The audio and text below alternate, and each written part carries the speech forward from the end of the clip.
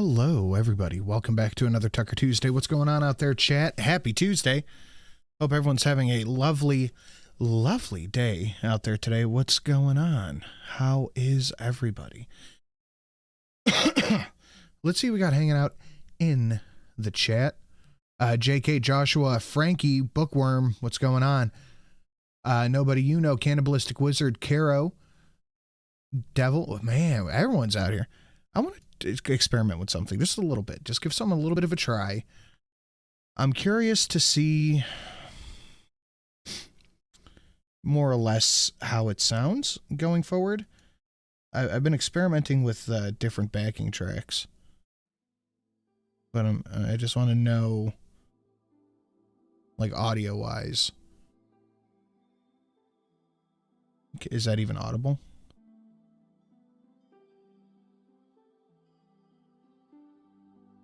Okay, it doesn't seem too hot. Shiru, Tier, Daryl Odell, Gen Z, Arrow, Shogun, Frank, and Beans. What up, what up, what up? Man, everyone's here today. Let me take a drink of my drink.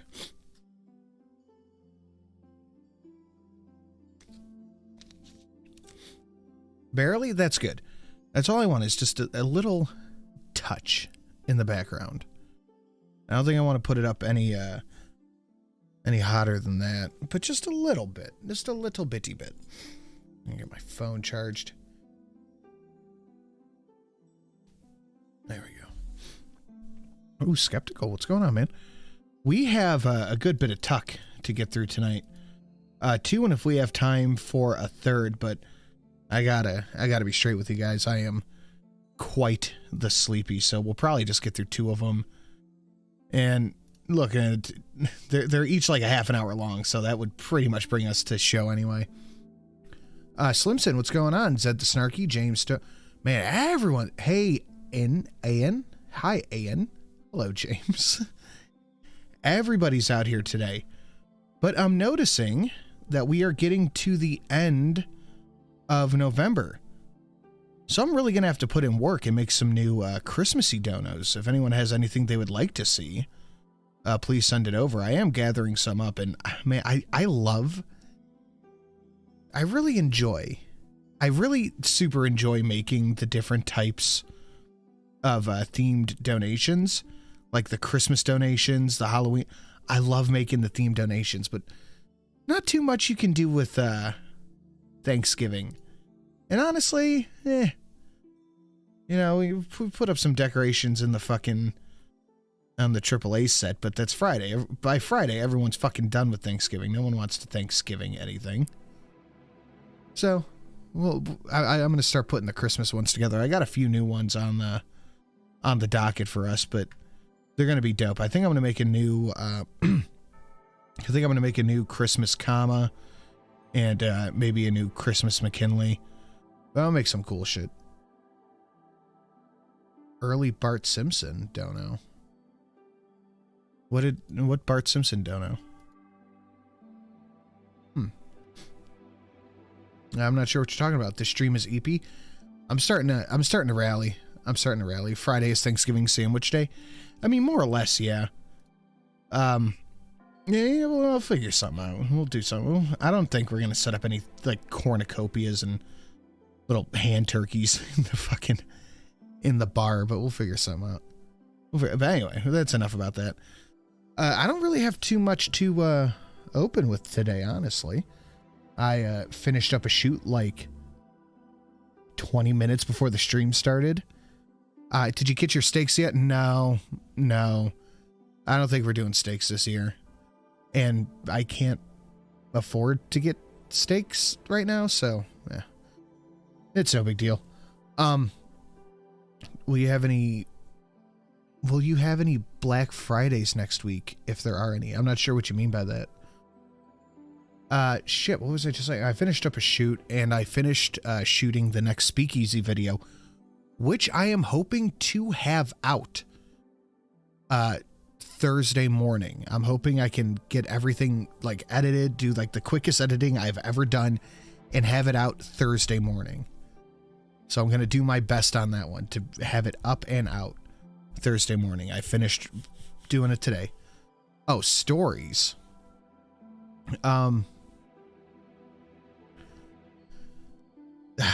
Probably not. Probably not. I'm having a real hard time getting anything from the Reddit. There's the copyright issues and all that shit. So I've had to get everything from the SCP wiki or the creepypasta wiki. So I'm doing what I can. But I think Thanksgiving is just going to be, one dinner at the in-laws, and it'd be my aunt. That's it. That's it. But anyway, guys, smash that like button, share it out on your social media.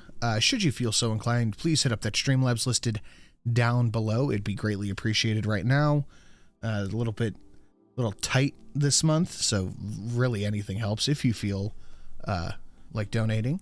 We have a bunch of new donations, and they will be gone in about a week. We have today, Friday, and next Tuesday, and these are gone till next year.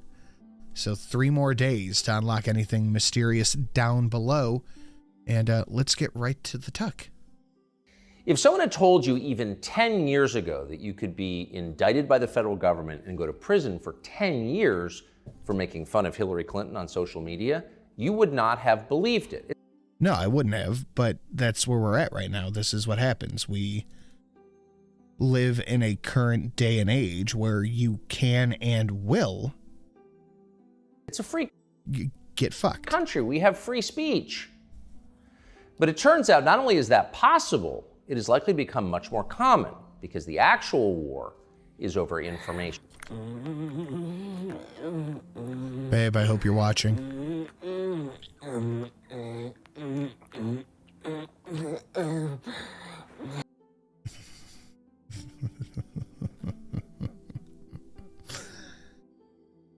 Ooh. Oh boy. Oh, I love it so much.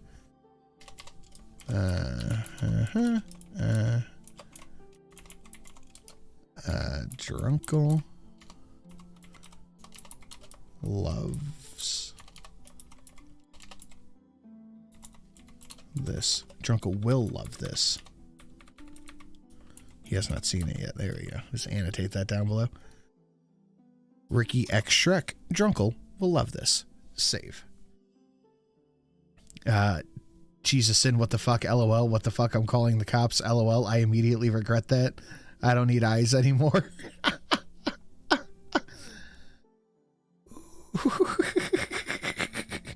Oh, that's good. That's very, Daryl Odell, 25, no comment. You can unlock another one if it makes you feel better. Oh, Cult of Curls got you, never mind.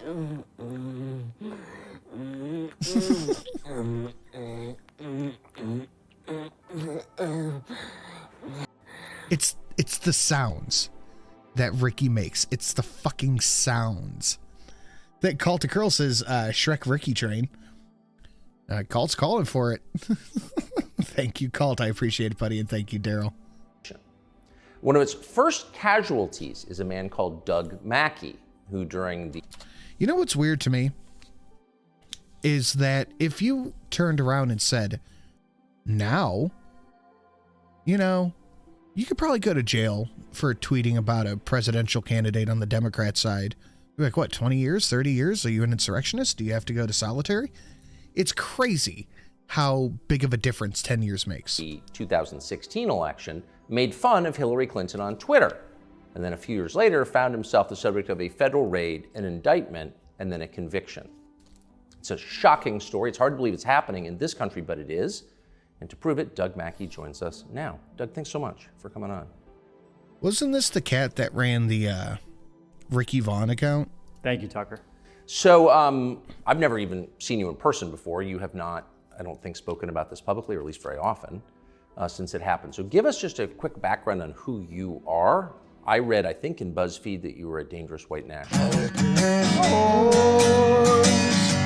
Liquor and whores, cigarettes and dope and mustard and bologna, liquor and whores. What does this do? What? You don't know what? It says it right there, liquor and horse. What this do? Liquor and horse. That is one of my favorites. Steak money. Thank you, JK. I appreciate that, man. Thank you so much, dude. That's very generous. Luna's getting chipped away down there. Militant, are you? No, not at all. You know, Well, I would only be making steak for 2 people. So that should, if she's up to steak, fuck it, I'll make a steak for myself. I don't give a shit. Thank you, JK. see it. Where are you from? I grew up in Vermont. In Vermont. Yes. Not a hotbed of white nationalist militancy. He seems very nervous. And honestly, can you blame him? Like your claim to fame was a Twitter account. Now you're sitting down in front of Tucker Carlson. Wouldn't you be a little nervous? And where'd you go to college? What were you doing during the 2016 election, et cetera? I graduated from Middlebury College, which Yes. is also in Vermont. Yep. And then I moved Yes, that to is. Yes, that is Ricky Vaughn. I thought so. That was a good fucking Twitter account to follow. New York. I lived there about 6 years. That's where I was at the time of the election, the 2016 election. What were you doing? So I had just left my job, but I was previously an economic researcher. Do a Witcher Christmas. I can make that happen. Huh. So first, like 50 million views would make me nervous as fuck. 52. a Wall Street firm or something like that. Something But same, dude. Same. like that, corporate America. Yes. So what were you doing? Okay, I'm curious. Joe Rogan is on the Spotify, isn't he? Hold on, let me do something here real quick. I forgot about the GIF reel. It's been so long since we've seen the fucking GIF reel. Oh, that's amazing. What are Joe Rogan's numbers looking like? Is Tucker outperforming Joe? You can't see how many plays the thing has? What? Damn, that's kind of lame. I would like to see analytics. All right, let's see. Is there a way? Oh, come on, Spotify. What are you doing? Really? Damn, that's kind of lame. During the 2016 election. So I was posting a lot of stuff on Twitter under a pseudonym about the election. What kind of stuff? Pro-Trump memes, jokes, all kinds of links, that kind of thing. Why were you doing that? Just purely out of passion. Was you He was a veteran of the great meme war. like Trump? I like Trump, that's right. The MSM is salty over a lot of podcasters. I wonder why. It can't be because, I don't know, podcasters are outperforming the MSM by fucking orders of magnitude? Why? I thought he was a breath of fresh air for the country. I think that his analysis of the problems with the country, with the ruling class of the country, I liked what he was saying, and I thought he had a positive vision for the country. Where were you politically before the 2016 election? I was sort of conservative. What type of cheese is this? The one you made? That's not the one I made. The one I made. I forgot that one existed. I hope you guys have a pleasant Thanksgiving. Why the question marks? But thank you, Luna. 3280. 3280. 3280. Oh. Yeah, that's Miss Sin's favorite. And save. Thank you so much, Luna. Sort of libertarian. I hope everybody here has a good Thanksgiving. I didn't know what it did. You sound conciliatory. But earlier in my life, I was sort of apolitical. So you weren't a lifelong political activist? No. But you got excited about Trump and you decided to support him on social media. At the time, did you think that was your constitutional right? Yes, absolutely. Why'd you think that? Well, I thought that this was America. How's the backer? Is it a little too hot? What's the thing? Going to black. I'm going to Black Angus for Thanksgiving. What's that? A steak joint? I thought that we had First Amendment, Okay. due process rights, that we could criticize people in our ruling class. It looks like you thought wrong. So let's get specific about what you did, the crimes, the felonies. I don't even know why I asked. No, it's a gay bar. It's a gay bar. Oh, I expect nothing less from you people. That you committed. on Twitter. I want to put this up. You posted this on Twitter. This is a meme. It says, "Save time, avoid the line, vote from home." And it's got a picture of Hillary Clinton. Text Hillary to this number. Did you make this meme? No, I didn't. Oh, you didn't create this? No. Where'd it come from? I found it on 4chan. Okay, so it was floating around the internet. Yeah, these kind of memes were floating all over the place. And you posted it on Twitter. What was the point of that? Well, pardon my French, but it was called a shitpost. Yeah. We talked No shit posting allowed. If you shit post, jail. about this a lot at the trial. I testified. Just sort of a joke, rile up everybody, muddy the waters, and mostly just because I thought. Well, James, that's time and a half, buddy. Gen Z is correct. They're supposed to be public servants, not the ruling class, but that's where you fucked up. They are your rulers. My audience would find it funny. Did they? Yeah, absolutely. I find it hilarious. You're obviously from Northern New England. You have a very dry sense of humor. Very dry. Yeah, I noticed that. I noticed that. So, did you get a sense when you posted that was a crime, or that it would be perceived as a crime? No, absolutely not.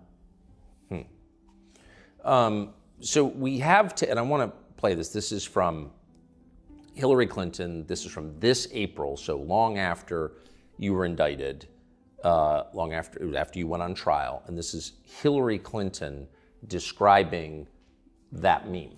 There was just a trial in Brooklyn where a guy who had been one of the main, I guess he was one of the main people running memes against me in 2016. God, why does anybody drag this crone out of her fucking cave? All she's going to do is complain that she lost. There's no fucking point. If you're going to blame, this is one of the main reasons I lost, an obvious fucking meme from a dude with a couple 100,000 Twitter followers, you were doomed from the fucking jump. He went from what you could consider free speech. I mean, both Nancy and I have pretty thick skins. People say all kinds of things about us. But he went from Yeah, and they somehow all end up in jail. that to running a very deliberate effort to mislead people about where and how to vote. Yeah. So it went from speech to action meant to subvert the election because thousands of people... If you are dumb enough to think that you can vote by text message, then you shouldn't vote. People who they targeted through their algorithms, I can text my vote for Hillary Clinton. So Hillary Clinton, I want to deconstruct that in some greater detail in a minute, but Hillary Clinton apparently took that very seriously. You were using quote, algorithms to subvert the election with that meme. I don't even really know what she means by that. I don't know how, I guess you post something and it gets taken up into algorithms. I'm not exactly sure. I was surprised that she said that. Did you have personal algorithms that you used? No. Okay. No, it's just copy, paste, and click a button. Yeah. So like everyone else on social media, you see something funny, you post it. That's right. Okay. So describe the rest of your career on Twitter. So you're enthusiastic about Trump. I assume, are you being paid to post these things? No. Nobody's paying me. You're just a random guy who's amusing the hell out of yourself by pushing your candidate on social media. That's right. That's exactly right. Well, that's illegal, you fuck. How do you not know that's illegal? It's illegal to be pro-Trump. It's illegal to be anti... No, I'm sorry. It's not illegal to be pro-Trump. It's illegal to be anti-Democrat anything. That's where the illegality lies. That's where you got fucked up. So then what happens? How long were you on Twitter? Until 2018, mid-2018. Okay, but this criminal tweet is from 2016. Okay. November. So at any point did you think that you'd committed a crime or that others would think that you committed a crime? No. When did you discover that you were considered a felon by the U.S. government?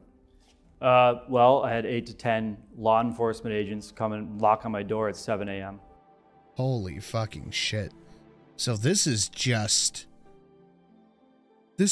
pure sour grapes, isn't it? This is pure fucking sour grapes. They sent a fucking goon squad to this guy's house because he posted a meme that didn't even get him banned off of old 2016 Twitter. Good fucking Lord. 7 days after Joe Biden was inaugurated. Did you have any warning that this was coming? No warning. So what were you doing at 7 in the morning? I was sleeping. So you're asleep, you hear a knock, and then what happens? And then the FBI, are you Doug Mackey? Yes. What's going on? Like, I asked them, they said, we have a warrant for your arrest. I said, what for? For what? They didn't tell me until I got to the courthouse. Did they cuff you? Yes. Jeez. Don't they have to tell you? Like, don't they kind of have to inform you why you're being arrested? I'm genuinely asking. And Luna's right. This does seem awfully like the definition of tyranny. Like, if we're not there, we're goddamn close. FBI threw handcuffs on you at your home at 7 in the morning and didn't tell you why. Yes. Did you have any idea why? No, I had no idea. What was going through your mind? I knew that politicians could be vindictive, and the federal government sometimes could be influenced by those politicians, but... I bet you didn't know that they were owned by the ruling class to do the bidding of the people you're not allowed to criticize. Don't you just love the current year? And I know that they can sort of get very creative with federal statutes, so if I was the enemy of their candidate, then I thought maybe they could cook something up. But this was an entire election cycle later. That was the weird part. But I knew that we had just had a transition of presidents. So 7 days after Biden gets inaugurated, you get arrested for a tweet 4 years earlier. Yeah. What was your reaction? You know? Well, I don't even know what my reaction would be. That's so fucking... It's so bizarre. Like, what can you even... Like, what is there to say? I would be at a loss for words. But I also think that sitting there arguing with the cops going, you have to tell me, it's my right to know, you have to tell me why I'm being arrested, would just end up with you getting beaten or shot by these fucking psychopaths. Oh, it's crazy. I was a little bit surprised. Ooh, in an unrelated note, I am feeling quite violent right now. But I wouldn't put anything past, what they can do. I remember reading that and thinking, clearly I'm missing something. You probably murdered somebody, or put strychnine in the water supply or something. It can't really be that you just tweeted something the previous election cycle. We just watched, a couple of weeks ago on the AAA, that a guy called the cops because someone was attempting to groom his daughter, and the cops showed up and said the daughter could be arrested for being the victim of a child predator, and the dude slammed his door in the face of the cops. I am genuinely shocked they didn't fucking kick down the door. There were 10 FBI agents? There were 4 FBI agents, and then they had some local cops and that kind of thing. But 10 law enforcement officers? Yeah. Were you waving a gun and screaming, "You'll never take me alive"? Not quite. So you're just like some random guy? Yeah, it was shocked. I had roommates at the time. They were in disbelief. They couldn't believe it. They must have assumed you were like a drug kingpin or something. Yeah, pretty much. They thought I had some kind of secret that I was hiding or something. They were really shocked when they found out what it was. Yeah, I was too. And it turned out, by the way, fast forward to your trial, it turns out your crime was exactly what you said it was, posting Exactly, Kyle. You would have had a hard time getting my ass anywhere. A tweet. So what happened then? So they took me to the courthouse, and because it was COVID, there were some delays. I was in a holding cell. They take off your handcuffs and put you in leg irons. And then you just wait for your arraignment, go before the judge. Even then, I still don't know why I'm being arrested. They got a public defender on Zoom speaking for you. And then... Wait, you're in leg irons and you have no idea why you were arrested? Yeah, exactly. And that is abso-fucking-lutely insane. Leg irons, not informed why he's arrested, and they don't tell him until court. This seems highly illegal. Not until I got a copy of the criminal complaint did I know what was going on. At what point was that? After the arraignment, and they let you go. They take the leg irons off, and they put you on the streets of West Palm Beach. They didn't bring you home? No. How far is that from your house? 20 miles. But the worst part is I was gonna bring my phone, my wallet, so I could call a friend or take a taxi home. They said, oh no, you don't need that. You don't need that. That's just gonna delay things for you. You'll get out.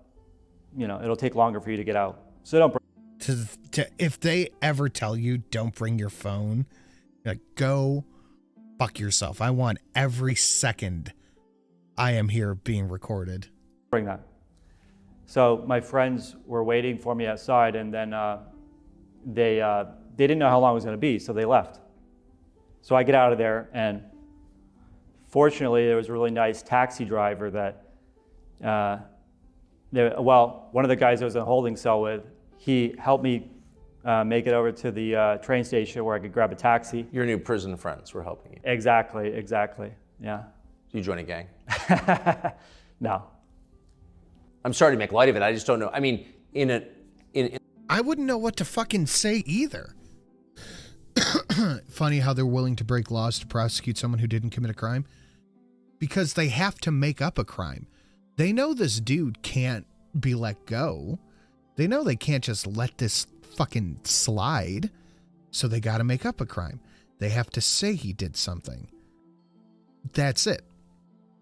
So he made a meme I didn't like. He needs to go to jail. Election interference. They just make it up as they go. In the old America, this would provoke an uprising. You can't do that. You're not allowed to arrest people for criticizing you. But the reaction to your arrest was very different. Describe it, if you would. Well, I mean, there was a lot of... It was probably celebrated. I mean, if we're going to talk honestly about it, his arrest was probably celebrated by every shitlib media who we offended. Of support, but, I was on Rachel Maddow that night. I mean, they were, the left was really celebrating this. They were celebrating. They thought it was terrific. This makes me feel John Wicky. To arrest you for making fun of Hillary Clinton. Right. I mean, you're from this country. You grew up here. Did that surprise you? And the thing that gets me the most, not to sound too red-pilled, but I'll power through it as best as I can. The government did this. The reality is there's no real legal recourse you could take. Because guess what? The government's got guns. They could just go, fuck you. That's why we got guns. What are you going to do? Yeah, I was pretty surprised, but I got to tell you, after the left has sort of done a 180 since 2016. So if they celebrated your imprisonment, why wouldn't they celebrate your execution? Some of them would. I guarantee you a lot of them probably would. Don't do that. Or, yeah, just don't do that. Imagine if the parties were reversed, was what I saw mostly, and the catchphrase will... Oh, and that catchphrase will go to the GOP's fucking gravestone, spineless cowards. No lies detected. No lies detected there at all. I mean, that's pretty much what it was. Honestly, though, imagine if the roles were reversed. Imagine if someone put out a meme about Trump that said you have to vote by text message. You have to vote by text message, blah, blah, blah, blah, blah. It would... And they got arrested when Trump was in office. Every single media outlet, every journalist, David Hogg to Greta Thunberg, fucking... what the hell's his name? Zelensky. Every single person would be like, this is an injustice. This is an outrage. But, Alan for 10. Sin. Alan, thank you, sir. And thank you, Fuckle Snook. I appreciate that. We are about 25% to goal. Not bad. 25%, guys. Thank you very much. Clearly. I think so. What kind of support did you get? Well, I got to thank you for you showcased my arrest on your show. Might have been that night or the next night, and there was just. By the way, in the back of my mind, I thought we're probably going to find out that Doug Mackey works for Al Qaeda. I mean, there's got to be more to the story. Yeah, no, I mean, a lot of people felt that way. Well, it would have to be. They can't arrest you for making fun of Hillary Clinton. Yeah. Anybody who learns the details of my case says, that's it? You know, what's going on? Like, the people that actually learn the details of the case. Every time you chip away at Luna a little bit, he heals up. Then you chip away and he heals up. But there was a tremendous outpouring from the American people. People that maybe are conservative. Thank you for the bless yous. But not necessarily. People that support free speech. Yes. People. Yeah. A warrant for Hillary Clinton memes. That is exactly correct. That don't support an abusive federal government. So. Yeah, people opposed to fascism. Speaking of Exactly. Antifa opposes fascism, did they come to your aid? No. Oh, they didn't. No. I'm thinking they're not sincere. What about the ACLU? They cheered on my arrest. The ACLU cheered on your arrest. Yeah. On what grounds? Because they said I'm about to start calling Luna Zamasu. I think I have a Goku Black donation.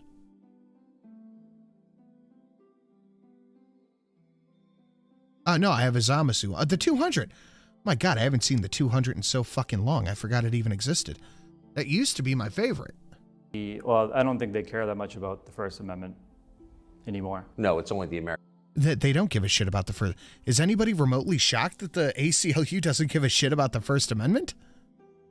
American Civil Liberties Right. Union. Yeah. They were more interested in the idea that there was this effort to stop people from exercising their right to vote. So they chose that. They chose to support it on that ground. So let's get to that claim, because that's the heart of it. So Hillary Clinton, whatever her faults, who really has become a vicious person, a hater, sort of dismisses out of hand that you have a First Amendment right to make fun of her. And she does that by saying that people say all kinds of things about us, but his went from running a very deliberate effort to mislead people about where and how to vote, an effort to subvert the election because thousands of people who they targeted through their algorithms thought, oh, I can text my vote for Hillary Clinton. Now, just again to restate, you had no, quote, algorithms. No. Hillary Clinton has no idea what an algorithm is, needless to say. She couldn't pick an algorithm from a lost email. I better be careful. I don't want the Fed showing up to my house. So you were a solo operator. You're one guy on your laptop. But the claim is that you somehow stole people's right to vote. Is there any evidence that that's true? No. And the government said that they didn't have to show any evidence of that at trial. They said the fact that there was a conspiracy was enough. They went just like the Russia conspiracy around and interviewed people because they would have loved to put someone on the stand who didn't vote because they thought they could text their vote. They couldn't find a single person. They couldn't even find people. I'm genuinely shocked that they couldn't dig up a single person for this, because I feel like they could have just invented somebody. That they went and looked up people that texted the number, supposedly, 4 years ago, and they couldn't even remember doing it. I'm a Or they thought it baby was- that can dance like a man. I can shake 'em my fanny, I can shake 'em my can. I'm a tough tootin' baby, I can punch in your buns. Punch in your buns, I can punch all your buns. If you're an evil witch, I will punch you for fun. That was a little cuteness break that I needed. Or just paid somebody to lie. Exactly. Hark, a spot of curiosity. Thank you, Dark Will. I appreciate that. That was wild. That's what was wild out of all my donations. That's what you consider wild. silly and they wanted to see what would happen. They actually interviewed people? How did they Thank know you, who these people Darkwell. were? They subpoenaed their phone numbers. Not really. What? Yes. Hold on. What? I gotta pull that back. An effort to subvert the election because thousands of people who they targeted through their algorithms thought, oh, I can text my vote for Hillary Clinton. Now, just again to restate, you had no, quote, algorithms. No. Hillary Clinton has no idea what an algorithm is, needless to say. So you were a solo operator, you're one guy on your laptop. But the claim is that you somehow stole people's right to vote. I would love to hear that argument. Is there any evidence that that's true? No. And the government said that they didn't have to show any evidence of that at trial. They said the fact that there was a conspiracy was enough. They went around and interviewed people because they would have loved to put someone on the stand who didn't vote because they thought they could text their vote. They couldn't find a single person. They couldn't even find people that they went and looked up people that texted the meme, the number, supposedly, 4 years ago, and they couldn't even remember doing it, or they thought it was silly and they wanted to see what would happen. They actually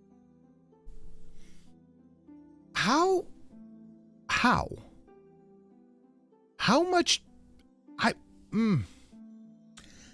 much fucking money did the government spend to track down every number that texted a number and then go and interview them? This seems fucking wild to me. This seems absolutely insane.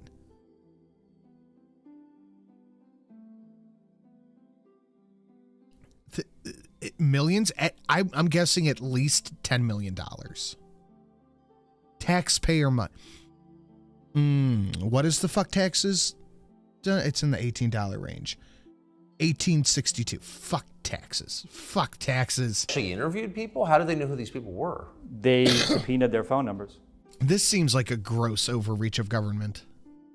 We subpoenaed the phone numbers just to see who texted a private number. The government's run by boomers who have no clue how the internet works.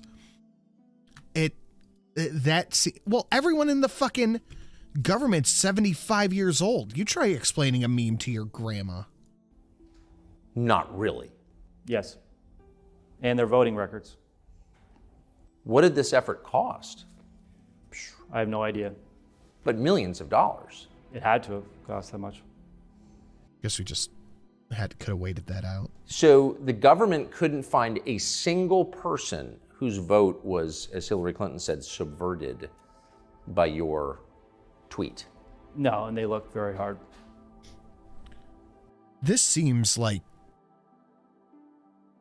at the very least, a vast overreach. How is it a conspiracy? So there were some group chats where people were creating these memes.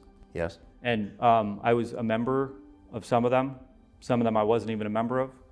And they said that because these people are in this group chat talking about creating memes, that you're a part of the conspiracy. Even though So making memes online can now get you on conspiracy? This is fucking... This is almost unbelievable. If it wasn't our current government, it would be unbelievable. I wasn't talking in these group chats, really participating in them at all. I wasn't paying any attention to them. So your trial, and we still live in a country where trials are mostly public. I'm sure that will change, and it will be a pure military tribunal, Star Chamber, drumhead proceeding. But at this point, I don't think we're super far away from that. Looks like the term meme warfare went a little farther than we thought, boys. like your trial took place in public, and we can get the transcript and all that. So the media knew that there was no actual crime here. Did anybody from the Associated Press or NBC News or the Washington Post, the New York Times, re-examine this case or take a close look at the case and say, wait a second, the guy didn't do anything? Not that I'm aware of. And these are crimes for which you could have spent 10 years in prison. Right. I would have loved... I wish I was paying more attention. I would have loved to hear the prosecution argue this. That Democrat voters are so fucking dumb that they would see this meme online and think that they didn't have to go vote. I would have loved to hear that argument because it sounds fucking wild. It sounds absolutely fucking wild. It felt to me like the media were cheerleading your prosecution. Oh yeah, definitely. Some of them. By calling you a bigot. Absolutely.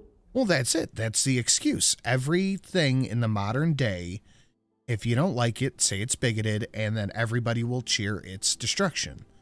Because that just is what it is. Hello, Drunksley. Huh. I don't think you are a bigot, I assume. But even if you were, that you're allowed to have your own views, correct?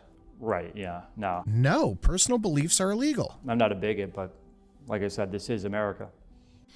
Well, that's the thing, is if you are anti-Democrat candidate, not even just anti-Hillary Clinton, if you're anti-Democrat candidate, anti-whoever, whatever, that has a little lowercase d next to their name, or, whatever like that, you are a bigot. Welcome to 2023. Right. So why did you get convicted? So I got convicted. That's a great question. They basically put 12 people in a courthouse in Brooklyn and say, it's up to you to decide whether this meme was satire or whether it was an effort to The Shrek Dono is good for terrorizing the chat. I think Drunkle would love it. trick people out of voting. So they get to decide. 12 people, they can drag you into a courthouse anywhere in the country because they say, since it's tweets, they go over wires, so they can charge this crime wherever they please. So if you post a joke on the internet, a prosecutor in... Fuck.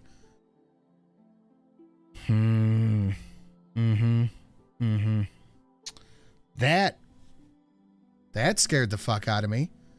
Thanks, Luna. I appreciate that. Whew. Deep breath. Deep breath. Deep breath. Come on, Putin. Do us a favor. Hit Washington. I nominate you for a fucking medal. Are you trying to get me arrested? He did warn people? Oh, earbuds beware. Yes, he did. Thank you so much, Luna. Very generous. I appreciate it, buddy. I can't read that, though, but I'm sure you could guess the middle ground. District, or the most liberal district in America, can drag you in and put you in front of 12 people who are going to decide whether you were joking. They're going to decide what your intent was. Did you think... I love the fact that we live in this day and age where somebody who has never talked to you, somebody who has never communicated with you, is just completely controlled opposition. They can determine your intent of a meme. Think you were going to be acquitted? Luna did the equivalent. Let me give this a refresh here. Luna did the equivalent of what the USA did before we bombed Japan. He dropped the flyers out of the plane. It was like, hey guys, watch out. To be honest with you, no. I thought maybe the jury would hang, but I didn't think we would get 12 jurors voting for acquittal. So even in DC, they couldn't even string this guy up the way they wanted to. Good fucking Lord. Do you have any idea why they voted to convict? Well, I don't really have a lot of insight into that. But with this kind of a charge, they don't need direct evidence to convict you. So really, unless I'm misinterpreting what you're saying, you were convicted on the basis of what they claimed your intent was. That's exactly right. They could not find a single person who was harmed by this. They could find no actual effect of this so-called subversion of our democracy. You didn't actually subvert our democracy. There's no evidence that you did. No. But they claimed that you wanted to. They claimed that I wanted to and that I agreed to enter into a conspiracy with other people. Were those people charged? One of them was. He cooperated. Cooperated? In what way? He testified. Who is this man? He ran a Twitter account called Ricky Vaughn during the 2016 election, and they arrested him, arraigned him, and all that shit on charges of conspiracy for a meme that said, text some number to vote Hillary Clinton. Let the pee-pee hit the poo. Let the pee-pee hit the poo. Let the pee-pee hit the poo. Let the pee-pee hit the...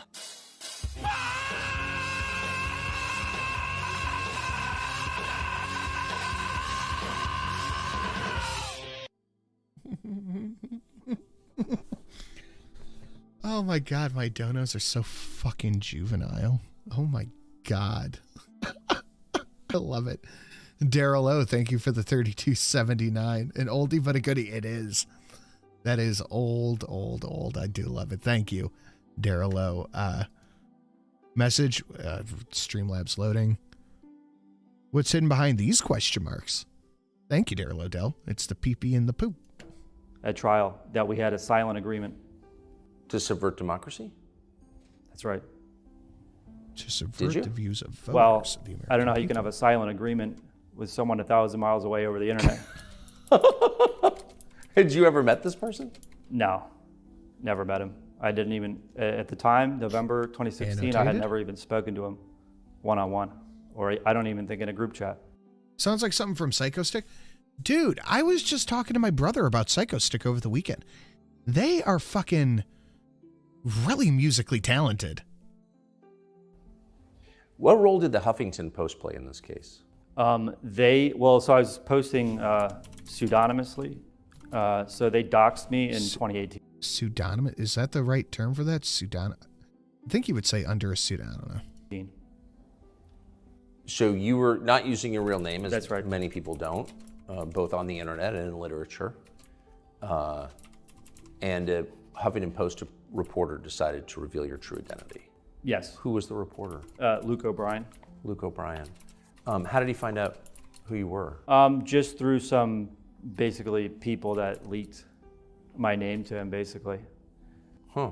Disgruntled people, or whatever you want to call it. That's Primus Drunkle, not Psychostick. Primus is too many puppies. So because Luke O'Brien did this, you were arrested and faced 10 years in prison. Oh yeah, absolutely. I mean, their criminal complaint basically was just using what Luke O'Brien did. So it sounds like, in effect, Luke O'Brien, like so many journalists, is actually working for the national security state in order to imprison and destroy people who dissent. Could be. Does it sound that way a little bit? I have my suspicions, I guess. Boy, you are from Vermont. I'm tempted to ask you, how do you get there from here? You have a right to be anonymous on the internet, obviously. Luke O'Brien's supposed to be like a reporter or something, and he's spending his time trying to discover your identity because he doesn't like your politics. What was the effect, other than the federal indictment, of being doxxed by the Huffington Post? It was very difficult, personally, for me. Very hard on my family, very hard on myself, and very hard on my friends. So it was very difficult. You know, I lost a lot at the time, but I think it was also... Tell me what you lost. So I lost basically just friends. I had difficult relationships with family members, and I just had to restart everything. Because you were revealed to have said naughty things on the internet? That's right, yeah. Does sound kind of Soviet, doesn't it? Yeah. It sounds extremely Soviet. It's making me very nervous, and I don't like it. I am very scared. Shit, man, we're halfway to goal. Look at that, guys. Thank you so fucking much. Yeah, I think it does. That's true. According to Nikki Haley, we do not have that right. And yes, Drunkle, it was Primus. Huh. Are you afraid to go to prison? I don't think so. How many guys from your class at Middlebury have gone to prison? None that I'm aware of. None that you're aware of, right. I mean, so I guess kind of what I'm saying is you're not from a world where it was expected you would wind up facing a prison term. No. How has this changed your view of the United States? Well, I don't know if that we're a free country. I'm not sure. I have my doubts, like I said. So if you can be thrown in prison for making fun of Hillary Clinton, I mean, does set a precedent, does it not? Yeah, absolutely. It sets the precedent they want to set.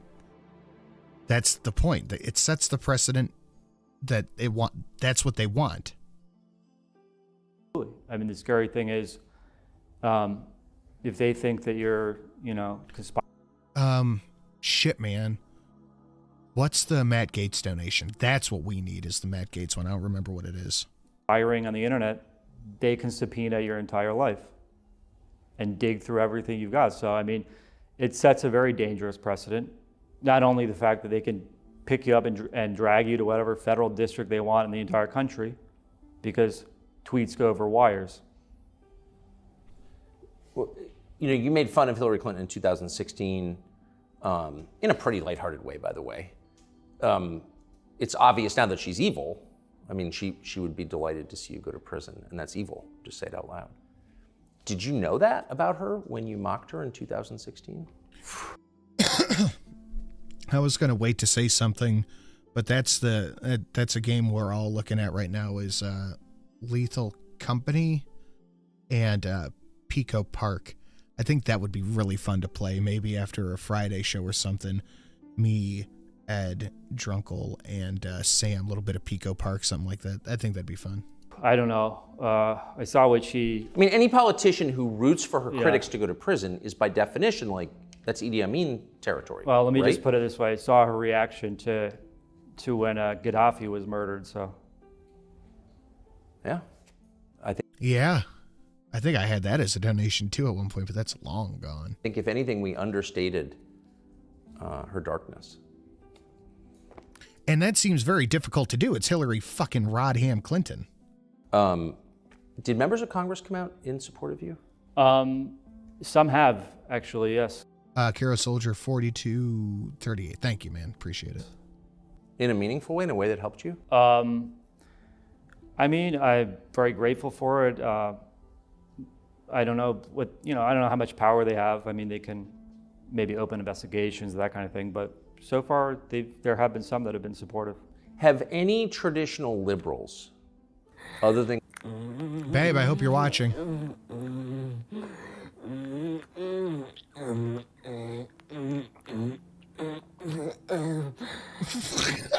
Oh my God. It's really hard to sit through. It's... Cult says, for Drunkle. There's Drunkle. Jesus Christ. Thank you, Cult. That was for Drunkle.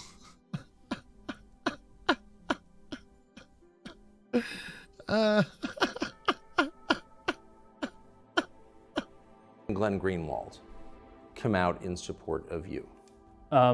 Very few and far between. It's been very few and far between. There are a couple and more libertarian types and some liberals, some who even might say like, oh, we don't like this. We thought this was a bad thing, rather than just a shitpost or a joke. But, should we be charging these things with 10-year federal felonies? Should we? Like, it's an open question. Should we really execute him? So where does this leave you in life?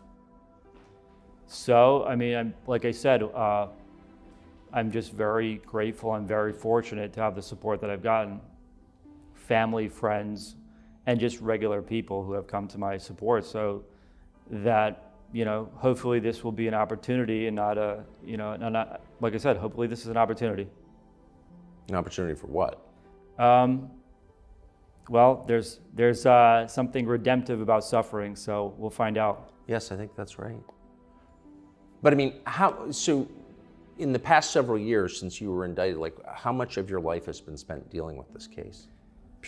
Well, I've got great lawyers that have handled it, a lot of it for me, but definitely a lot of time, a lot of hours, a lot of preparation for trial. And I think just the stress of it is very difficult,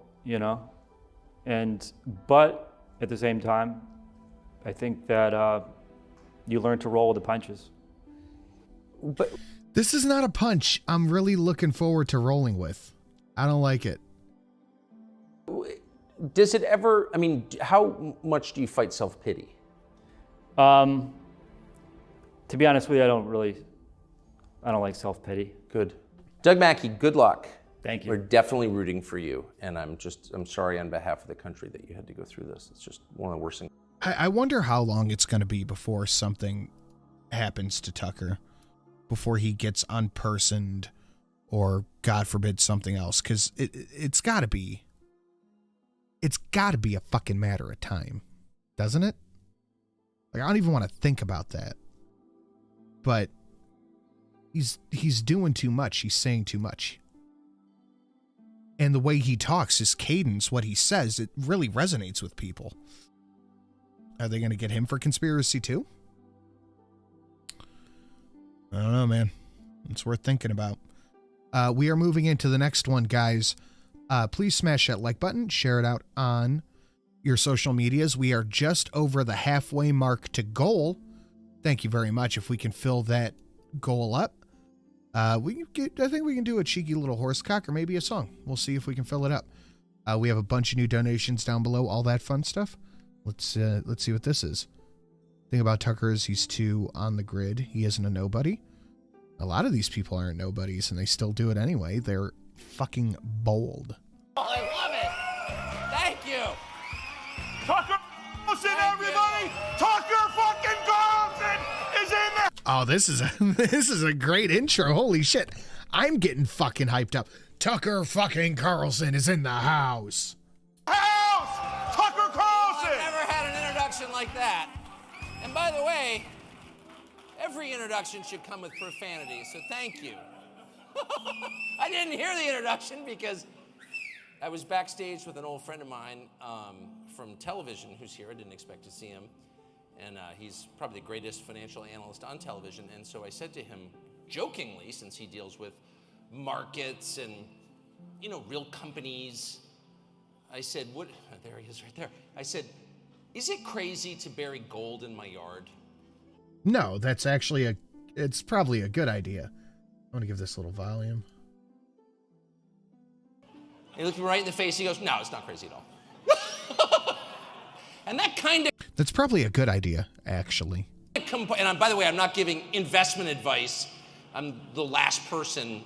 You would never take investment advice from someone who's never had an actual job. Don't buy real estate from a homeless person, et cetera, et cetera. Don't hire a fat person as your trainer. So I'm not doing that. I'm right. But I'm only saying that to highlight what everyone in this room already knows, which is that it's really a volatile moment. I remember. I flew out here across the country this morning and spent 5 hours texting. And Luna, I'm doing that thing where I tap the side of my nose and I point at you. People, mostly people I know, but also the entire mentally ill community in America has my text, so a lot of crazies too. But also a lot of people I really like and who are smart and temperate and reasonable people who've been around, who are my age, I'm 54, kind of seen stuff and have measured opinions on things. And I gotta tell you, every single person I texted with... What I'm curious about is if Luna can live out another day. The exception of my wife, who's not on the internet at all, was angry and paranoid. Seriously. And these are not crazy people. These are normal, good people with kids and stuff, with a vested interest in Americans' success. These are not the burn it down caucus. These are the people you want voting. And they were all angry and paranoid. Every single one of them. Some of them really angry and some of them really paranoid. And I have to say, after assessing their views for 5 hours, I think they were justified in both. I think they had every reason to be angry and all the evidence required to become paranoid. This tracks to me. And so I'm not mocking them at all. I'm just telling you, once again, what you already know, which is this is going to be, the next year is going to be, I think, I'd bet my house on it, really like nothing we've ever seen. I am hyper nervous going into 2024. And I don't mean to say this in a black-pilled fashion, anything like that. I'm just speaking honestly, and I'm telling you guys my true and honest thoughts. what I think, how I feel as not as a content creator, but as if we were sitting in a bar hanging out, I'd be telling you this shit. I hesitate to use the word scared, but I feel like it's not unwarranted of what the next year is going to bring. We are more divided right now as a country than we have ever been in the past, save for a civil fucking war. And even then, it was less divisive because less people were involved. I feel like shit could get very, very scary. There will be major fuckery in order. Everyone is. Thank you for this levity. I need a little bit of levity there. Thank you. That was a good levity break. Shin kick. Thank you, Sam. That was a healthy little shin kick right there. Damn. I feel like moving forward, that's about the gist of it, Luna. Plan for the worst, but hope for the best. I have zero evidence to look at and go, it probably won't be too bad, right? I have a feeling that we're going to see some of the most insane shit going forward. We're going to see some of the most insane shit. So I'm saying, get freedom seeds and chuck me 10%. in the country, and everyone can kind of feel that. You know, most of our perceptions come through intuition rather than reason. I know a lot of people have been talking about how they don't know what's going to happen. They're very nervous. Honestly, man, I feel like we're in the calm before the storm right now. And if you have dogs, you know this because they can't understand literally a word you say because they don't speak English. Hardly any of them. But if you're close to your dog, you know the dog knows exactly what's going on, knows when it's time to go out, knows when you're going on a trip. Why is that? Because they don't hear anything, they just watch. And they feel. And people are very much the same. And if something bad is about to happen, everybody gets jumpy. And everybody's really... And I honestly, and this might not track, this might not make sense, but to me it does. I feel this is the calm. I feel like this is the calm. You know remember how bad shit was last year in 2021? I feel like 22 and 23 are the calm before the storm. I feel like everything with COVID, the insane liberties the fucking government took, everything with that, the way the economy is moving, the cost of living, stagflation. This is all coming to a head, man. This is untenable. This is just purely untenable. Jumpy. I'm gonna... Nah, I can hold on. So I'm not here to, make your anger and paranoia worse, just the opposite. I'm here merely to suggest a couple of things that I think you could do about it. I feel like this is the right time to suggest it. And it might be useful rather than pointless. Like spending a ton of time on social media screaming at people. Well, obviously, I do that for a living. And I would never discourage anyone from doing it. Probably aren't going to solve your problem. So the first thing I think that's really important as you stare down the next 12 months is to accept the fact that all your senses are telling you the truth. A good friend of mine called Gavin DeBecker once wrote a book, the thesis of which was every feeling, every gut level feeling you've ever had is real, is totally true. And dude, I've been saying this for years. Trust your fucking gut. You need to trust your gut. Because guess what? That shit, those feelings, the intuition, all this shit has been around a lot longer than you and I have. So it's good to keep an eye on. Trust your lizard brain. Trust your gut, man. It is going to be right more often than not. Your gut is the one thing that doesn't lie to you. Your gut only has your interest in mind. It is not trying to sell you a product or convince you to vote for it. It's acting solely on your behalf. So Exactly. They're not feelings. They're instincts. We have developed these over millions of fucking years to keep us safe. If you're feeling jumpy, you're jumpy for a motherfucking reason. You get a very strong message from your viscera, from your intuition, obey it. take it very seriously. As I always tell my children, if you're talking to somebody and the person seems creepy, he's creepy. Really? Yeah. There's been a few times in my life where I'm like, this dude just, he's tickling something in my lizard brain that I don't like, and I figure out the dude was a fucking psychopath, beat his girlfriend, some shit like that. It doesn't mean you could convict him in a court of law for creepiness, though maybe you should try, but you don't need to. My gut gets John Wicky. I don't follow it. I just listen to the thing that says, get the fuck out of here if it's time to get the fuck out of there. All you need to know is that what your senses are telling you is absolutely true. This person's creepy. If you feel deception, you're being lied to, period. Now, you may not know how you're being lied to or why you're being lied to, much less what the truth is. You probably don't. I most of the time have no idea. But if you feel you're being lied to, you're 100% right. You are being lied to. I hope you're paying attention, guys. And if you feel that something very intense and history-changing is about to happen, don't ignore it.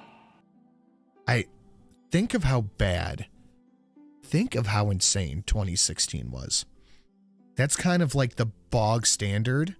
Like 2012 was intense. It was kind of wacky.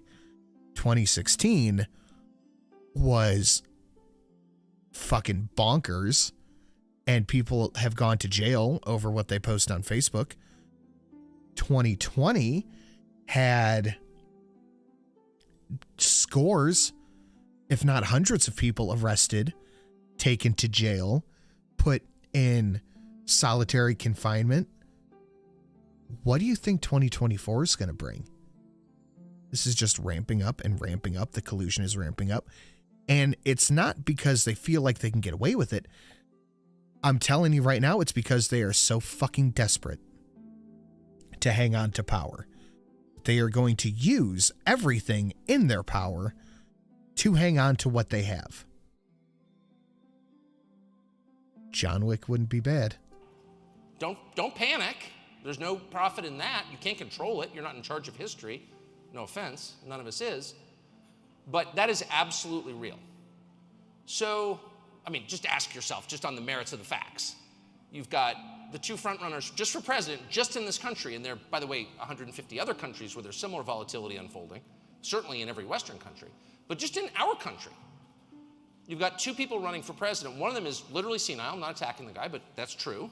I mean, that is what it is. We see Joe Biden struggling to keep his already tenuous grip on reality somewhat intact. Maybe not fully aware that he's president.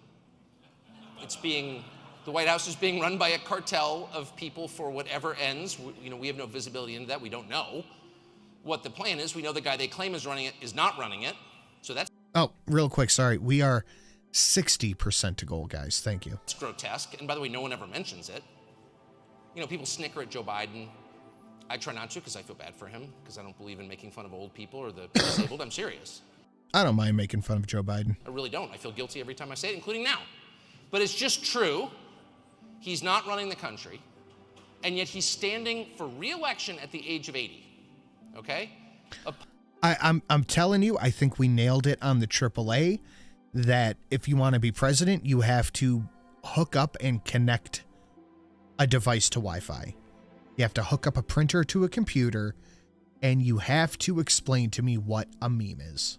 Opposing him is a man who has been indicted 4 times and is facing life in prison. Life in prison. And every time he gets indicted and every time they tack years on to the sentence, this potential sentence, he becomes more popular, and now he's winning. So I love it. Amen? I have many a problem with Trump. And I'm not going to list them all here. But that should tell you everything you need to fucking know. But it tells you a couple of things. One, the side that's indicting him doesn't want him to be president so badly that they are willing to indict him on what are transparently ridiculous charges, okay? And two, the public is not only not buying it, it is incentivizing them to support him. Indict him again. Arrest him again. Yeah, this one will change people's minds, right? Luna is a cunt hair away from striking distance. March him out to the gallows. He'll become king. So it's literally counterproductive. So what does that tell you? It tells you that the people currently in charge have no idea how the country works, what the country wants, and they don't care. They don't understand. They understand. This is where I disagree with Tucker. They understand. They don't give a shit. They don't care because they want something different.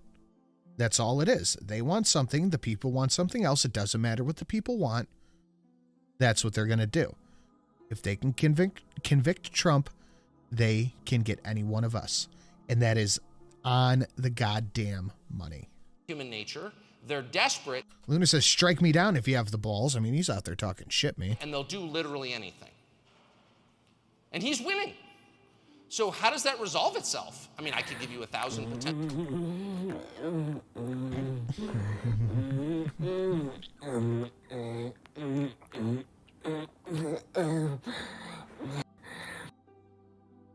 We don't know if this will fit, but it must be said, desensitization fucking sucks, because you could be sensing something that's coming for years, and when you need it the most, it's been drowned out by other stuff to point at that you can't tell. Oh, babe. Oh, babe. Well, that's the thing, man, is I don't remember where I heard this. Maybe someone can remind me. It might have just been a short story. Anyway, it was, imagine living in a city, and then one day, a noise so fucking loud just appears out of nowhere. No one can find out what it is. It's just there. It's existing. Humankind within a year will adapt to this noise. Then one day that noise is going to shut off. It's going to stop. And then we're all going to be looking for it. Does that make sense? So it is desensitization, but you still need to be somewhat aware of your surroundings.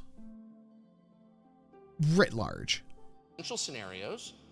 I personally think the governor of California will get in. I have no evidence whatsoever that that's true, other than he's the single most ruthless and evil person I've ever seen in politics. Therefore, he has to come to the top of that party. But I don't know that. I don't know that. All I know for a fact is that this can't be resolved in an orderly way, and it won't be.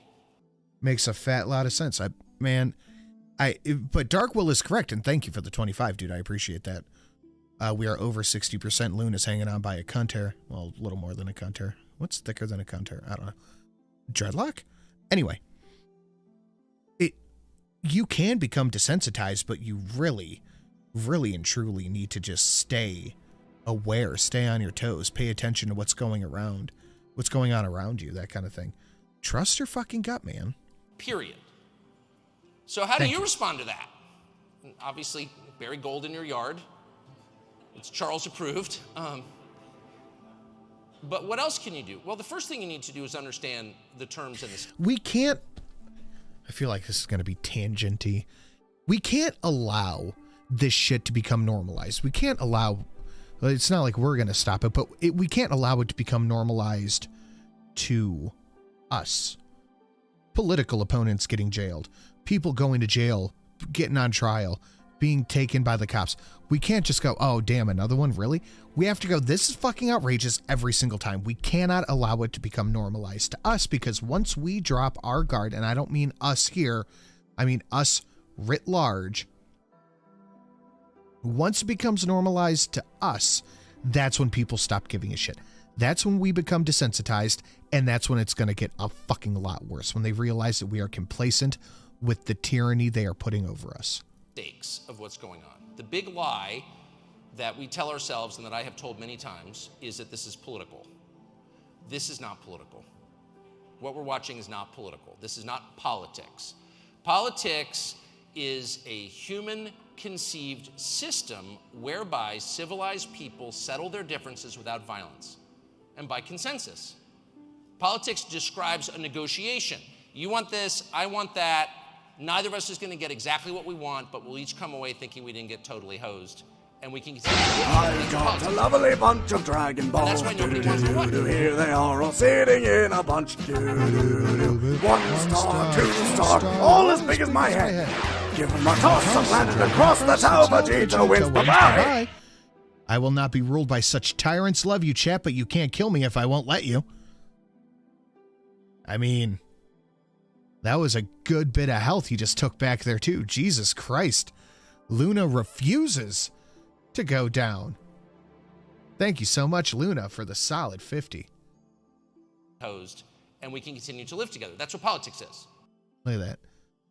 52,000 more HP points.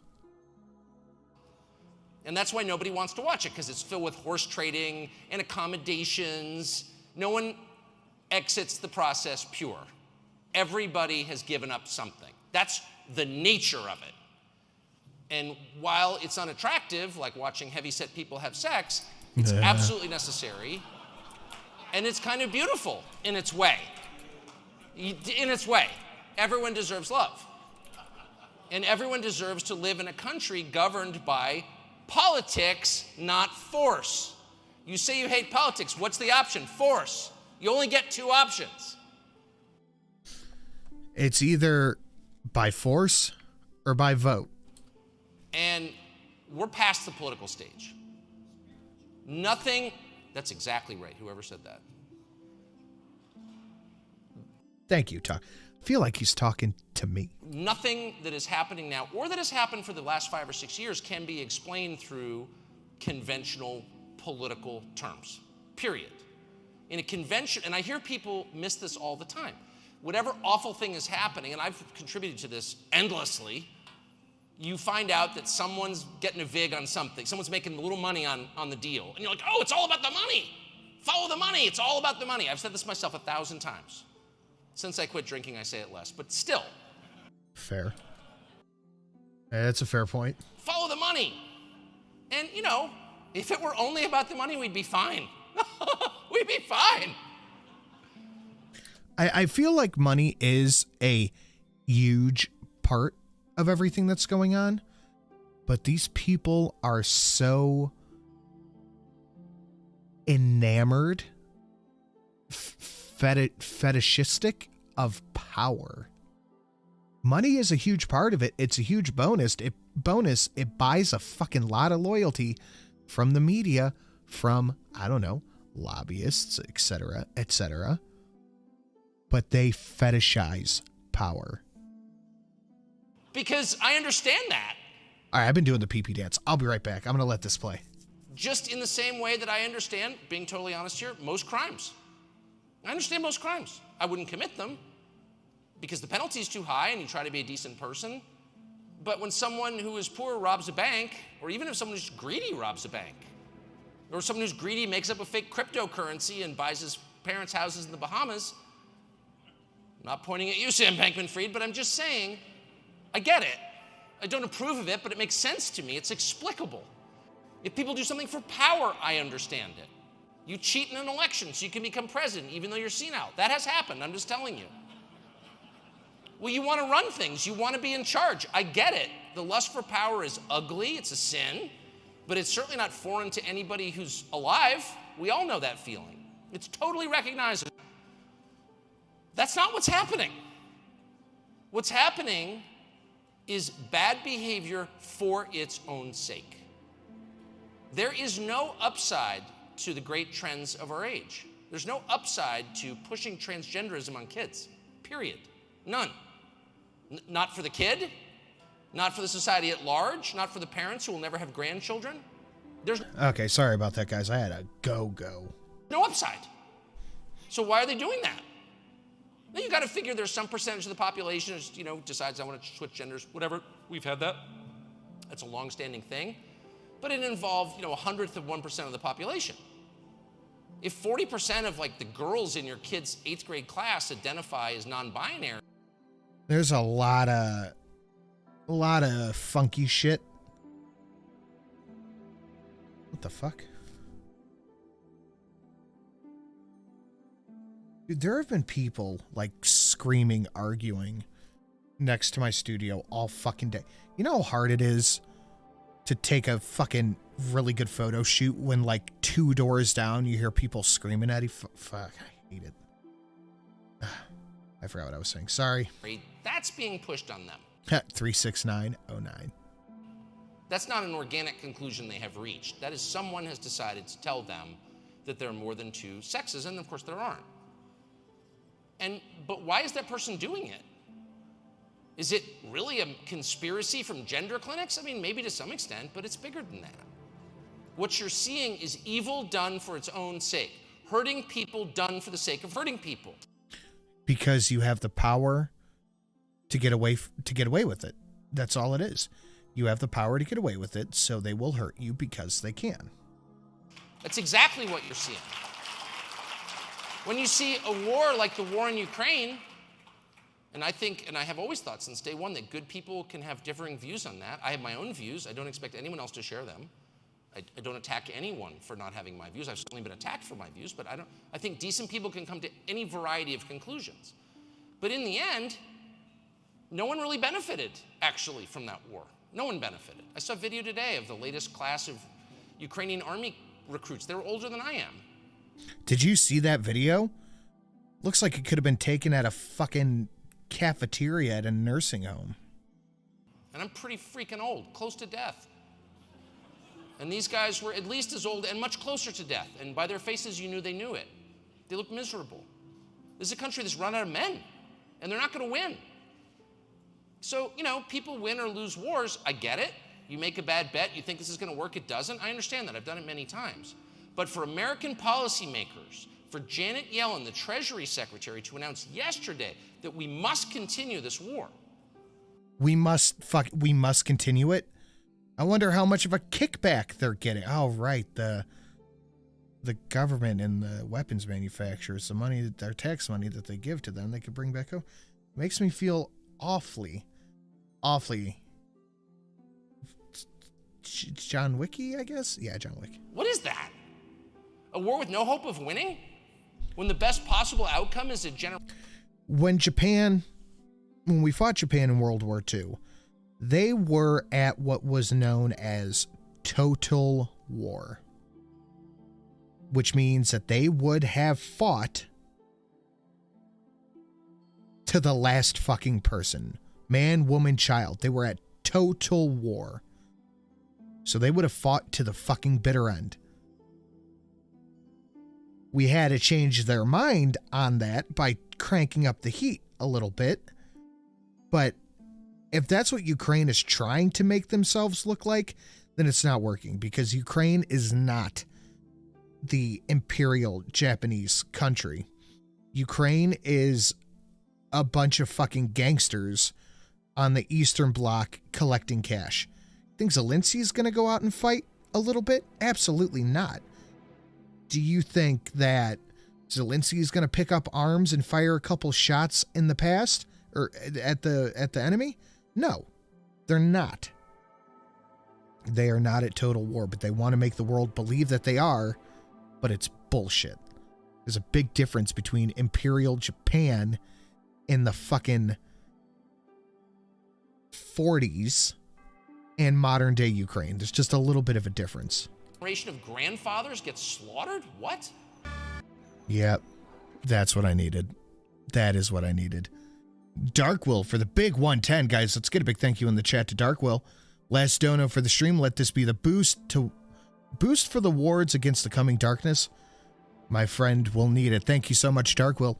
And a little free advice for everybody. Blades don't need reloading, and they're also very easy to sharpen. Thank you so much, Darkwill. Let's get a big thank you out there. Really appreciate that, sir. We are a cunt-hair, an actual cunt-hair in comparison away from Ghoul now. What you're looking at is someone who is thrilled, and I mean Janet Yellen, our Treasury Secretary,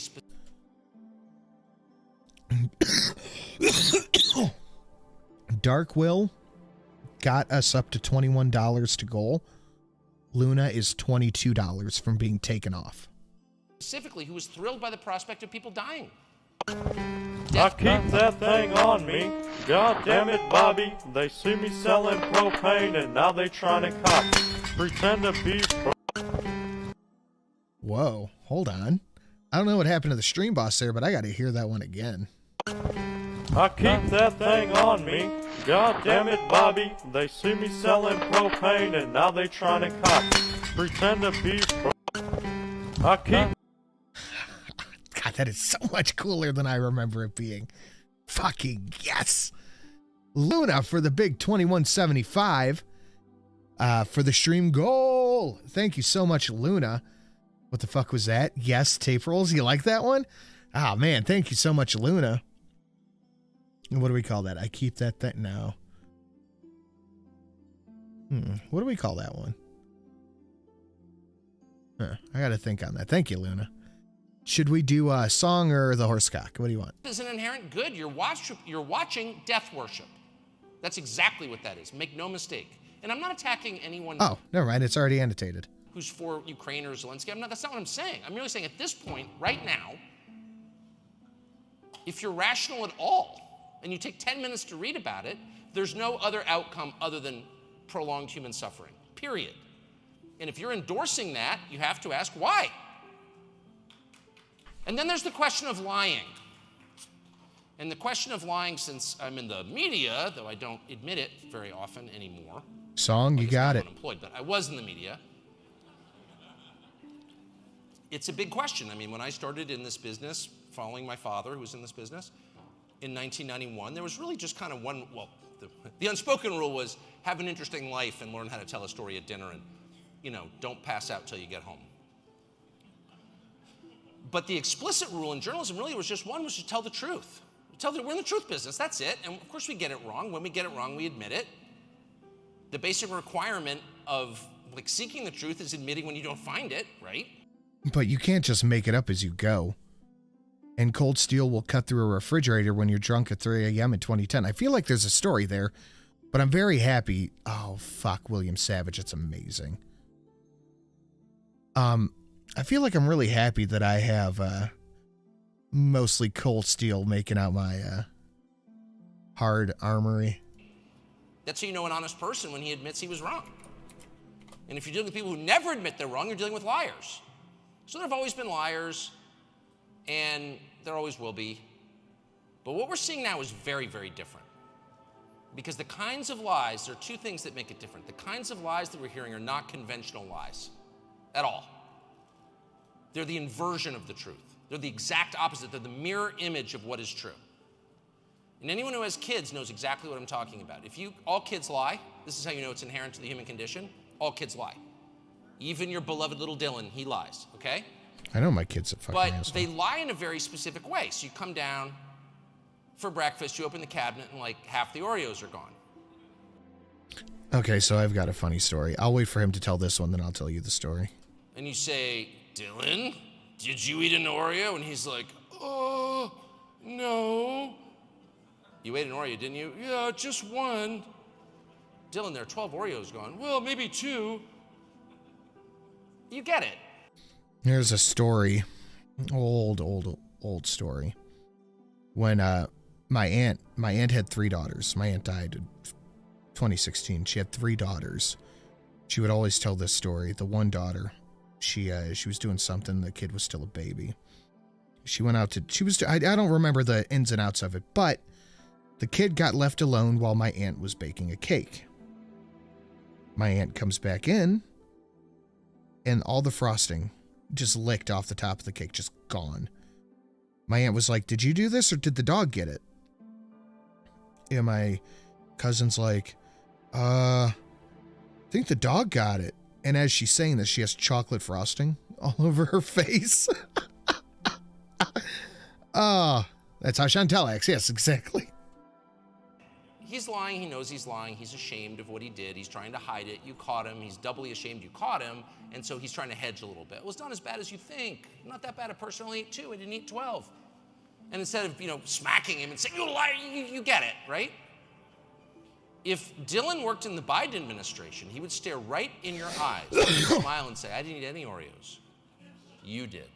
And the media would say, yes, you did eat the Oreos, and here's why it's racist that you ate the Oreos. Here's what you could do to fix it, but you ate the Oreos.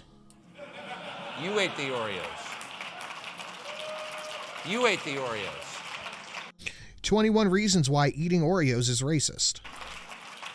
And he would be so calm and unperturbed and so certain of your guilt that in your mind you would think, shit, did I eat the Oreos? Maybe I did. Maybe I sleptwalked. Because we're not used to dealing with people who can lie without guilt. That's why the polygraph works. And everyone lies about the polygraph. Irony of ironies, they lie about the lie detector test. And they're like, oh, it's not admissible in court. It doesn't work. Oh, it certainly does work. It does if you don't know what the fuck you're talking about. Or if you don't know what you're doing, I should say. No, it's not admissible in court. I don't know why. But if you work for a big company or CIA or DOD, or if you work for any organization, they still use it for a fucking reason. Where telling the truth is a high stakes matter, they will polygraph you. And if you've ever been polygraphed, you know how effective it is. And it's effective because people don't like to lie. They do it because they feel they have to, because they're hiding the truth about themselves. I get it. But they don't like it. And something in your body, literally in your body, rebels against lying. You tell a lie, your palms will sweat involuntarily, your heart rate will increase, and you will breathe more quickly. And that's what they're measuring, so they know you're lying. So it takes a very rare person to lie in the way that we're being lied to. And it takes a very rare moment to see lying at this scale. But the final fact that makes this moment different is that they're not just lying, they hate the truth. The truth is racist. They're offended by things purely because they are true, even when they don't possibly threaten anyone. I saw this today. Somebody sent me a piece. There's a group called Media Matters, which is a joke. The word you're looking for is joke. No, it's a censorship organization funded by Soros and a lot of other people who hate Western civilization, designed to prohibit people from saying certain things. Well, the things that they're prohibiting people from saying are 100% true, and that's why they're prohibiting it. Somebody sent me a piece today where Media Matters attacked a guy for suggesting that our historical timelines were wrong, and there had in fact been advanced civilizations in earlier moments in time, and that they had been eliminated somehow through climactic events, through natural disasters, and that we're not aware of them in any possible yes, likely no. No. Detail. Well, that's a really interesting hypothesis. I have no idea if it's true. It kind of seems to be true. I'm not emotional about it either way. I don't, I'd like to learn more because I think it's really interesting. We have no idea how the pyramids were built, for example. How can we not know that? We sent a man to the moon, and you can't replicate the technology that created the pyramids? You don't even have a good guess as to how they were built? We don't. We don't even know when they were built. Those are facts. So a normal, curious person would say, well, why don't we know that? And what does it tell us about ourselves and about the past that we don't know? That's what I would think people would ask. They were attacking this guy for asking that question. No questions. You're not allowed to question the media. You should know this by now, pleb. Why would Media Matters care about your opinions on the pyramids? Why do they care? Or whether they were big civilizations in Illinois 10,000 years ago, which there were, by the way, that used metal. Amazing. But why would anyone care? Well, they care because that's true. That is just true. Ham and Beans has fucking cracked the code. The pyramids were easy to build because they were built before Newton invented gravity. Goddamn right. And the current version of history that we've been told is not only incomplete, it's just wrong. It's just flat out wrong. Now, I don't know what the truth is. I don't know what it means, and I would never claim to. But I know that what I learned as a kid is wrong. And so it is much closer to the truth to say we have no freaking idea how they built the pyramids, and that's kind of amazing. And Media Matters was offended. Now, why were they offended? They were offended purely because it was true. And that is across the board the case. Every person, and I just by happenstance, because nature of my job, know like 80% of the people who have been canceled, which is to say had their lives destroyed by the censors. And I can't think of a single case where someone was destroyed for telling the truth. Or for lying, rather. For lying. There's no penalty for lying. If they had lied, if they repeated whatever dumb slogan they were told to repeat, whatever. Why do you think these people live on catchphrases? We're in a climate crisis. Diversity is our strength, or whatever. Whatever the approved script is, if they just read it like a good little robot, they would have ascended the ladder at NBC News. They wouldn't be living in their weekend house. But they didn't. What they did was they told the truth. And that is the case everywhere. And if you don't believe me, look back. And do it when there's no one else around, because everyone's afraid even to have unapproved thoughts now. But go through like the last 15 famous people who are canceled for saying the wrong thing. And ask yourself, is the thing they said wrong? You may not agree with it. It may offend you. Some of the things people get canceled for are kind of offensive, in my opinion. But that's not the measure. But also on top of that is just because I find something offensive doesn't mean somebody else doesn't mean they should get canceled for it. The measure always and everywhere has to be, in a free society, in an honest society, in a decent society, is it true? Truth has to be a defense. And it used to be our first defense. You would say, well, in fact, there was a guy who used to say, facts don't care about your feelings. He's changed his views on that recently, but Ooh, was that a shot at Mr. Shapiro? Hold on. and it used to be our first defense. You would say, well, in fact, there was a guy who used to say, facts don't care about your feelings. He's changed his views on that recently, but Ooh, boy, howdy. That's a little spice at little Ben Shapiro there, huh? But that remains true. The facts matter most. And even more important than the facts, the truth of the facts. What do they mean? That's the most. You want to talk about a fact not caring about your feelings? There it is, Ben. Your view has changed, huh? Most important thing. And it used to be, you could say, well, I'm sorry, I shouldn't have said that. I always say to my children, never tell the truth about other people in their presence because it can really hurt them. I told my kids to lie. The only lies that hurt people are the true ones, the only attacks. Don't call a fat girl fat, that's cruel. But in the end, that's a function of politeness. I was telling my children to be polite, to care about the feelings of others, which I think is super important. But as a legal matter and a cultural matter, you cannot punish people for telling the truth, period. Or else you become an empire of lies. In every sense, both in a literal sense and in a spiritual sense. That is just true.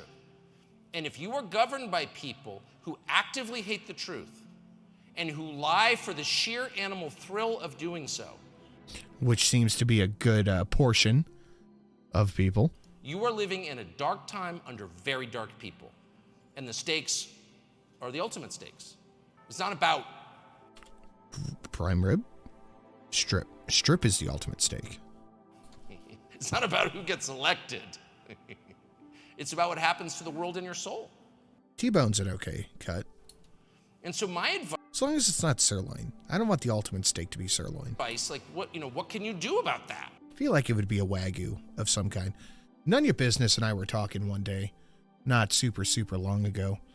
He was telling me that he was frying up a Wagyu steak. I've never had Wagyu. I don't even know how the fuck to acquire Wagyu. I have no idea. So he's talking to me about this. And I'm like, oh, how are you going to tell if this Wagyu strip is better than just a bog standard strip? How do you know it's not the height? And he's like, what I'm doing is I'm frying a strip steak and a Wagyu steak. Salt, pepper, that's it. Same time, flip, same time. Everything completely scientific, and I'm just going to taste it to see which one I like better. And he said that the Wagyu was absolutely amazing. I've never had Wagyu, never had the opportunity. I don't even know how to go about buying Wagyu. But after that endorsement, it seems like that might be the ultimate steak. It's a very action-oriented, practical country. So people are always like, well, what can you do? I have no freaking idea what you can do. Write your congressman? He's not going to read your letter. Go to your school board meeting, you're going to get arrested. Yeah, you can't get involved that way. I think you should do it anyway. I think you should tell the truth anyway. I think the only way to stay alive and fully human in a moment like this is to resolve that you are going to tell the truth in every and all circumstance. And if you can't say it out loud, stay silent. If it's going to hurt the feelings of someone you love, that's an absolutely justifiable reason to be quiet. But in every other circumstance, whether you're standing in carpool line with all the fashionable ladies in your neighborhood at the stupid private school, no offense, I sent my kids to one too. I hate them. Or whether you're at a dinner party, or whether your wife's friends are over in their Soul Cycle outfits talking about something and you disagree, there's a way to do it. You can be gentle, you can be Is Wagyu a type of cow? It's a specially bred cow. Pathetic, and you always should be.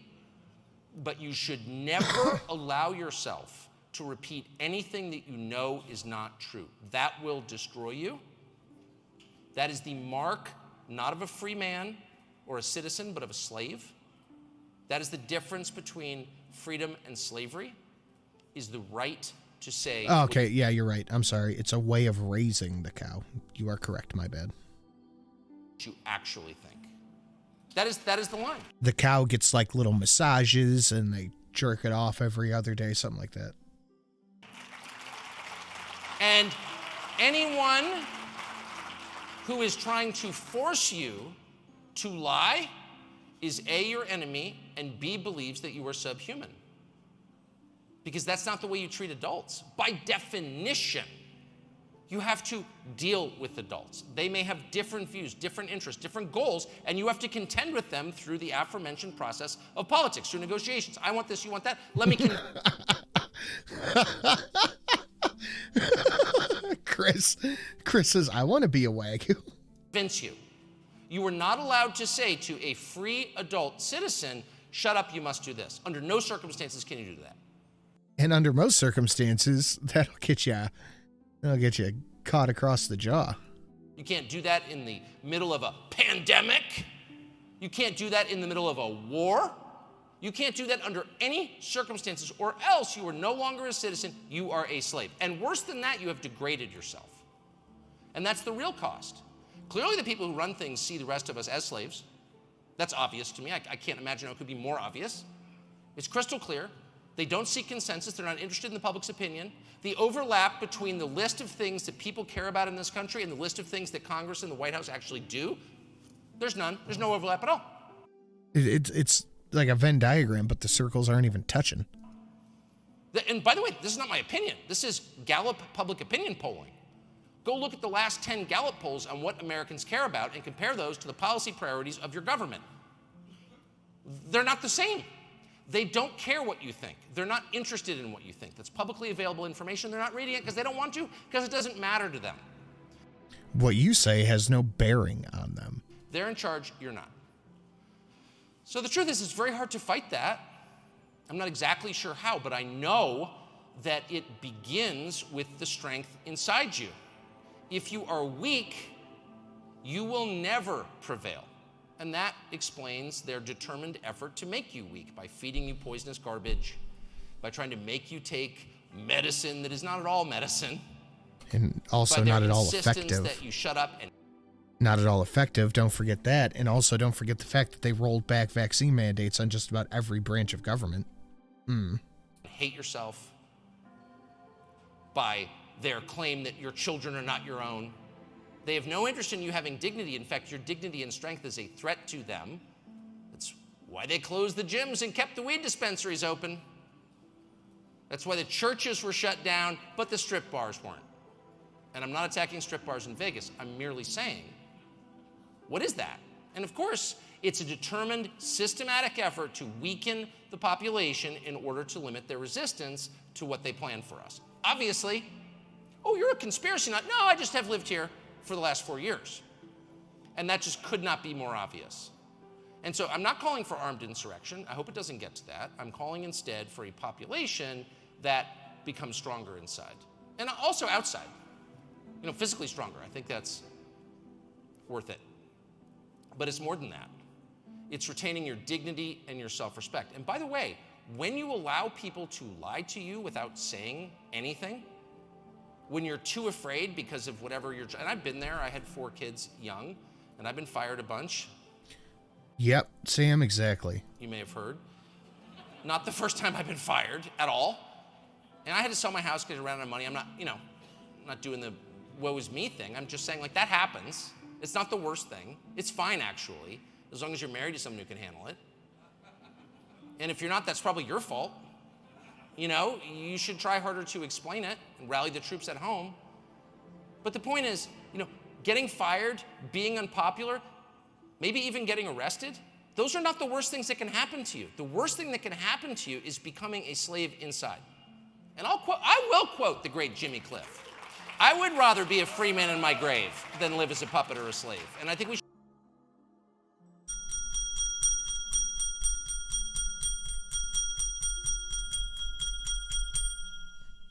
should all want that. And it's not hard, actually. You don't need to, start a rebellion or order ammo on the internet, though you should. LuckyGunner.com. But Just, hold on over here. Let's save that for later. no, it's much more fundamental than that. Don't let them take your dignity. And your dignity is rooted in your sense of self as a free person. I'm a free person. You may not do that to me. You don't have to shout. I'm not going to do that. And there's literally nothing you can do to make me do that. I don't want to be killed, but I'm willing to be. Because I don't want to live like that. In fact, I won't, and I've already decided. I don't want to be killed. You can't make me do it. I don't want to be killed. I'm willing, but you're going to have a hard fucking time. If you actually make that decision, and if you mean it, a couple of things will happen. The first thing that will happen is that your marriage will improve, especially if you're a man. No woman, and I know there are women, I don't have my glasses on, but I know there are women here. No woman wants to be married to a man who will take that kind of abuse. I'm sorry, it just doesn't. There's no woman who wants that. Nope. No, it's true. No, certainly not. And most of them are pretty nice, and so they won't say anything about it. But their respect for you will diminish, and why wouldn't it? And the same with your children. Same with your children. So that's the first thing that's going to happen. And the second thing that happens is the more you tell the truth, the stronger you become. And you can feel the change happening inside. And you don't have to believe in the supernatural. I happen to. But you don't even have to understand, and I don't really understand, where that comes from or why, or where that power emanates from. But I've experienced it, and anyone who has told the truth experiences it too, instantly. In the same way that lying and crappy behavior and being drunk all the time, I've been there too. This has to be one of the best speeches from Tucker I have ever heard. Makes you weaker. Telling the truth makes you stronger, and you can feel it. It's like a superpower. Did I just do that? And other people can feel it too. They can smell it. Dogs can smell it. The person who tells the truth is strong. Other people respect the strong.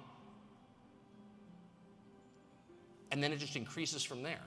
And the third thing that happens over time, if you tell the truth persistently, quietly, gently, politely, not spray painting it on buildings, just no, in a dignified way, no, I'm not doing that, sorry. And here's why. If you're interested, I'll tell you, but I'm a free man and I'm not doing that, ever. The third thing that happens if you adopt that posture is that they will back off. Because liars are weak. They are weak and afraid. They can't even admit that the president's senile. They are hiding behind a facade of lies. But the operative word, the verb in that sentence is hiding. They're hiding. Who hides? Weak people hide. Scared people hide. People who can't stand sunlight hide. That's who hides, and that's exactly what they're doing. They are weak, and they are afraid of the population. And I'm sad to say the population has given them very little reason to be afraid. But they're still afraid because they know they're doing wrong. They know they're serving lies. They know nothing they do or say is justifiable, can withstand scrutiny. And on some animal level, they are terrified of the day that the average person, not some stupid talk show host, but the average person who works at some big dopey company and shuffles to work every day in some pod with a drop ceiling and fluorescent lighting, that guy is gonna be like, nope, I'm not going along with it, sorry. I'm not going to the DEI meeting today because I don't think you should discriminate people on the basis of their race. How's that? Because it's immoral, actually. And we've got a monument on the mall that shows that it's immoral. It's to Martin Luther King. And that was his core message. We're not going to discriminate against people on the basis of their skin color, period, for any reason. It's always wrong. This is immoral. I'm not participating. If enough people do that and things like it, this whole nonsense will end immediately. That's the one thing they can't handle. You don't have to take to the streets. You don't have to take Saturday off to hold a candle, carry some stupid spray painted sign on a bed sheet. All you need to do is tell the HR lady, I'm opting out. And here's why. And I hope you will. Thank you. Whew. Wow. That was good. That was a good fucking speech. Holy shit. Wow. Wow. God damn. Applause in the chat. Yeah, no shit, man. Really good show, Sin. No kidding. Thank you. But with that, this show, as all good things, must come to an end. But worry not, for I will have more stuff for you. I'll have a stream highlight going up in a little bit on the Sid and Sash channel. I will have a girls stream tomorrow at 3 p.m. and then AAA tomorrow at 5:30 p.m. But before we get out of here, the song as promised. Thank you, Luna. Thank you, Dark Will, everybody who donated tonight. Have a lovely, lovely evening, and I will see you all tomorrow. I drown my troubles in a dry vermouth with some vodka that's 100 proof. I look to the net to find that it's Sinatra time, where the stackers hang out, dropping commas all the time. We like to watch the news and get our kicks, making jokes and chat, we think we're slick. Sin will entertain till you're feeling mighty fine, where the stackers hang out, dropping commas all the time. I slapped it down and turned around and gave Chad a wink. Killing off-stream boss, I didn't give it a think. Now I am a legend, drives me out to the brink. I hold my breath, I close my eyes, I take a drink. I didn't know if it was the right way. I'm so far gone, I really couldn't say. But when I heard the song sang out for me this time, I'm feeling mighty happy, dropping commas all the time.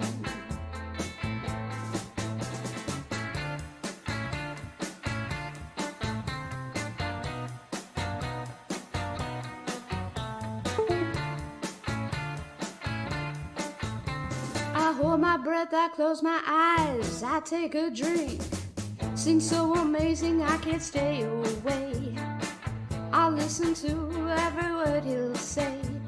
When Sinatra thanks me, I'm feeling mighty fine.